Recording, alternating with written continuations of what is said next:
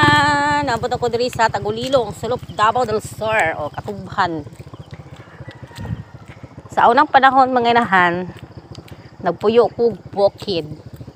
Ang trabaho na mo diri manghurnal mi ning Katubhan. Oh, Katubhan oh. Oh, manghurnal mi yan ayon malapas. Hinay lang ta kay slide ta oh.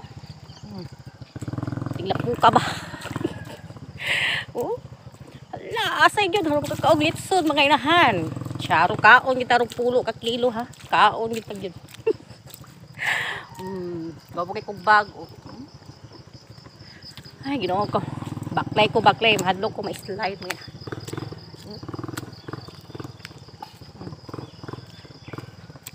Usap tag luya oh. Luya ba kay giubo ko.